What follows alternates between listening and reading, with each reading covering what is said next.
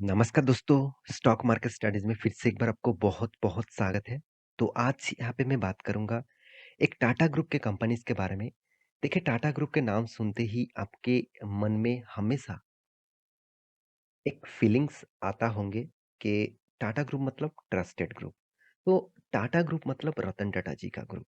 तो आज मैं उसी से जुड़े हुए कंपनीज़ के बारे में डिस्कस करूँगा, जो देखा एक ट्रस्टेड ग्रुप है, तो मैं आज इसी से जुड़े हुए कंपनीज़ के बारे में बात करूँगा, जो देखा जाए तो एयर कंडीशन, रेफ्रिजरेटर, साथ ही साथ इलेक्ट्रॉनिक्स जितने सारे गुड्स हैं, तो उसके ऊपर कंपनी प्रोडक्ट बनाते हैं।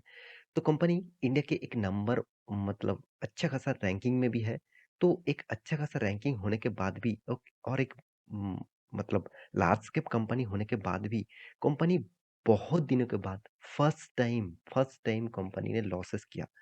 और मुझे यहाँ पे थोड़ा-सा कंपनीज़ के ऊपर बहुत बड़ा मतलब वीकनेस देखने को मिला। क्यों देखने को मिला? मैं आपके साथ डिस्कस करूँगा। देखिए, मैं खुद का पर्सनल ओपिनियन आपके साथ शेयर करूँगा। मुझे जो चीज़ दिखा, वो आपके साथ मैं शेयर करूँगा। तो वीडियो को पूरा लास्ट तक देखिएगा और अभी तक आपने इस चैनल को सब्सक्राइब नहीं किया, तो ज़रूर सब्सक्राइब कर लेना क्योंकि आपको daily basis stock market information update इसी चैनल के माध्यम से मिलता रहेंगे। साथ ही साथ आप टेलीग्राम को भी जाकर जॉइन कर सकते हैं। आपको डेली बेसिस अर्निंग करना है तो टेलीग्राम आपके लिए बेस्ट चैनल रहेगा। तो चलो देख लेते हैं आज के स्टॉक के बारे में। तो सबसे पहली बात टाटा। तो टाटा मतलब आप सभी जानते हैं टाटा ग्रुप। टाटा ग्रुप के बिज़नेस बहुत सारे हैं। तो देखिए कितने सारे अलग-अलग बिज़नेस हैं। आप अलग-अलग बिज़नेस के हिसाब से देखेंगे तो कंपनी बहुत सारे अलग-अलग सेक्टर के ऊपर है। जैसे टाटा मोटर्स ऑटो सेक्टर के ऊपर, जैसे देखिए टाटा कॉफ़ीज़, टाटा मेटालिक, साथ ही साथ Tata chemicals, Tata communication, Tata power, hotels का business, TCS, Land Rover, Jaguar, Titan ये सारे के सारे टाटा ग्रुप के ही कंपनीज़ हैं। उसके साथ और एक कंपनीज़ का नाम लूँगा जो है वोल्टास। तो आज मैं बात करूँगा वोल्टास के ऊपर क्योंकि टाटा ग्रुप के ही एक ट्रस्टेड कंपनी है और इसका जो रैंकिंग आपको दिखा दूँ तो वोल्टास का जो रैंकिंग है इंडिया के नंबर 1 कंपनी है। तो नंबर 1 कंपनी क्यों? क्योंकि इसका मार्केट कैप 30,000 करोड़ है और एयर कंडीशन इंडस्ट्रीज में वोल्टास नंबर 1 है। तो उसके बाद आप जॉनसन जॉनसन भी जानते हैं, ब्लू स्टार भी जानते हैं, तो ये भी एयर कंडीशन बनाते हैं। तो और भी बहुत सारे कंपनीज़ हैं, फिर भी स्टॉक मार्केट में लिस्टिंग नहीं है। तो आज मैं इसी के बारे में डिस्कस करूँगा। तो सबसे पहले मैं चीज़ एक आपको दिखा देता हूँ। वो है इस कंपनी का खासियत। देखिए कंपनी फेस्टिवल के सीज़न में भी स्पेशल प्राइस स्टार्टिंग ऑफर दिया था। जैसे वोल्टास का देखिए रेफ्रिजरेटर, एयर कंडीशन, साथ ही साथ आप देखेंगे और भी कितने सारे वोल्टास के प्रोडक्ट हैं। आप एक-एक करके प्रोडक्ट देखेंगे तो आपको पता चलेगा कंपनी देखिए कितने सारे प्रोडक्ट ब्रांड्स के ऊपर काम करते हैं। जहाँ पे रेफ्रिजरेटर भी है, एयर कंडीशन भी है, वॉशिंग मशीन भी है, साथ ही साथ आप देखेंगे तो कूलर है, हीटर है, तो सारे के सारे प्रोडक्ट कंपनी बनाते हैं। साथ ही साथ देखिए अभी तो किचन वायर्स भी बनाना स्टार्ट कर दिया। तो कंपनी का जो बिज़नेस है वो मैं आपको सबसे पहले इसीलिए दिखा रहा हूँ क्योंकि मुझे इस कंपनी में इस बार का जो रिज़ल्ट दिखा, तो वो रिज़ल्ट मुझे बहुत मतलब शॉकिंग लगा। क्यों शॉकिंग लगा? क्योंकि देखिए आप सभी जानते हैं फेस्टिवल का माहौल था इस पिछले क्वार्टर में और इस क्वार्टर में देखा जाए तो फेस्टिवल का माहौल है। तो मेरे हिसाब से फेस्टिवल के माहौल में इस तरीके से प्रोडक्ट ज़्यादा से ज़्यादा बेचा जाता है। तो ज़्यादा से ज़्यादा बेचा जाने के बाद भी कंपनी ने क्यों लॉस किया? क्योंकि कंपनी ने इस बार first time first time quarterly losses किया और तो फर्स्ट टाइम लॉसेस का कारण कौन-सा है? चलो मैं वो आपके साथ डिस्कस करता हूँ। तो सबसे पहले कंपनी का रिज़ल्ट आपको दिखा देता हूँ। तो देखिए वोल्टास जो रिज़ल्ट पब्लिश किया और यहाँ पे देखिए कंसोलिडेटेड रिज़ल्ट है।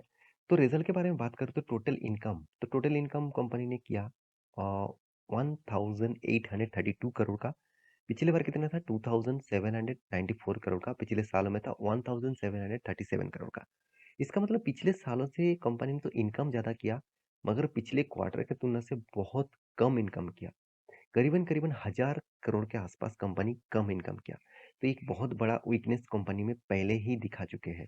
तो इनकम कम होना इसका मतलब एक्सपेंस ज़्यादा हो जाता है तो कंपनी का लॉस है ज़रूर दिखेगा। हाँ, अब देखिए आप कहेंगे सर एक कंपनी का एक्सपेंस कितना हुआ? तो देखिए करीबन 1683 करोड़ का, पिछली बार था 2600, पिछले साल में था 1575 करोड़ का।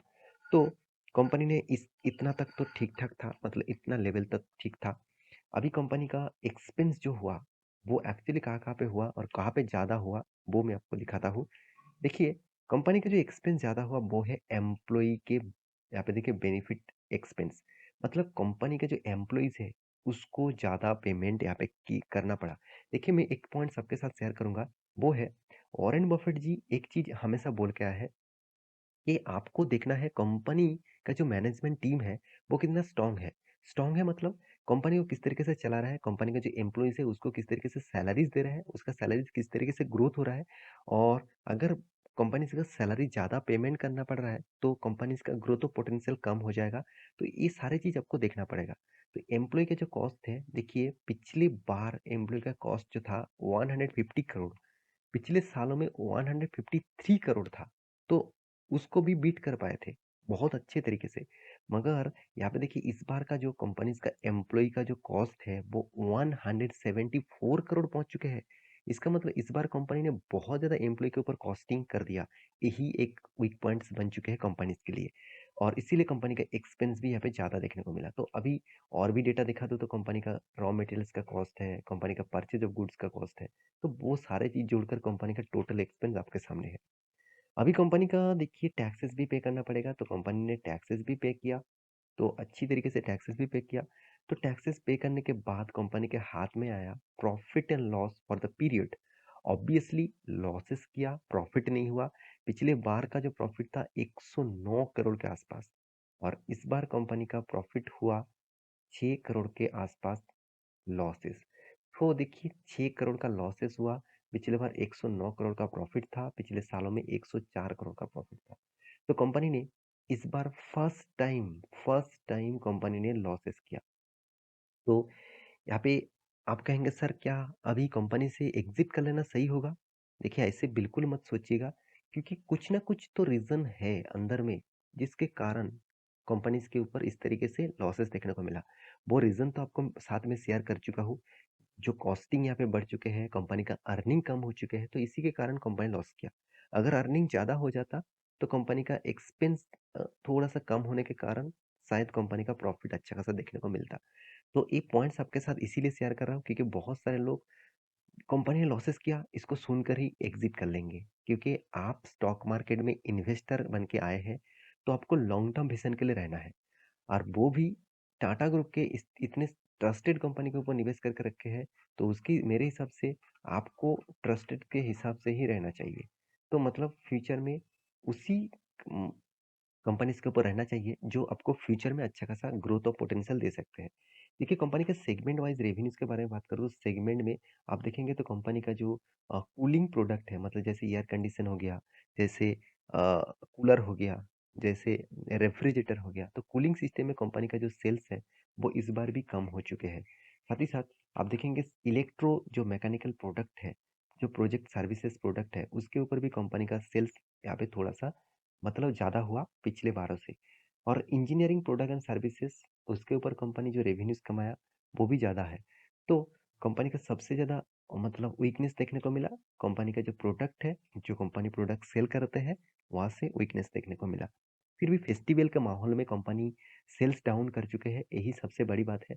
अभी तो अ, विंटर आने वाला मतलब विंटर सीज़न आने वाला है, तो उस टाइम में तो कंपनी का सेल्स और भी डाउन हो जाएगा क्योंकि इसका जो कूलर, रेफ्रिजरेटर प्रोडक्ट है, वो कम बेचा जाएगा इस टाइम में।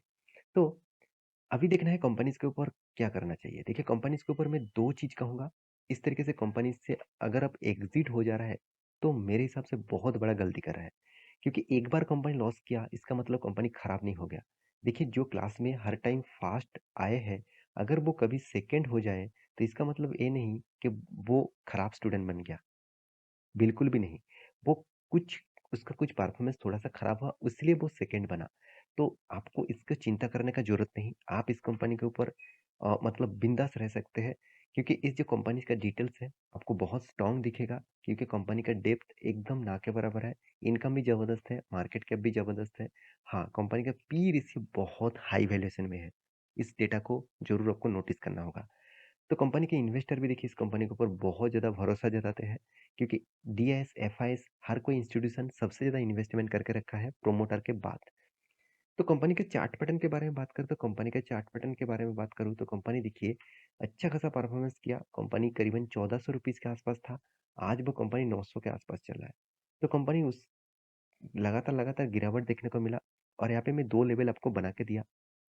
ये जो लेवल है ₹825 के आसपास और सेकंड जो लेवल है वो 733 के आसपास। ये जो स्ट्रॉन्ग 2 लेवल है, इस लेवल को अगर ब्रेकआउट करते हैं, तो एक बहुत बड़ा फॉल आपको देखने को मिलेगा। तो अभी देखना है कंपनी कौन-सा दिशा में जाता है। अगर स्टॉक में गिरावट अच्छा खासा देखने को मिले, तो आपको एक अपॉर्च्युनिटी मिलेगा इस कंपनीज़ के ऊपर अच्छा खासा निवेश करने के लिए क्योंकि अच्छी कंपनी सस्ते दामों में मिले, तो उस कंपनी के ऊपर टूट पड़ना। तो ये वीडियो टोटली एजुकेशन पर्पस में था, तो बाय एंड सेल का रिकमेंडेशन नहीं था। आप एक बार रिसर्च करना, उसके बाद निवेश करना। तो आशा करता हूँ सारी जानकारी आपको मिल चुका है। मेरा वीडियो कैसा लगा ज़रूर कमेंट करना। इसी तरीके से वीडियो पाने के लिए चैनल को सब्सक्राइब भी करना। मिलते हैं नेक्स्ट नया स्टॉक लेके, तब तक के लिए अच्छे से रहिए, अपने ख्याल रखिए। Bye bye.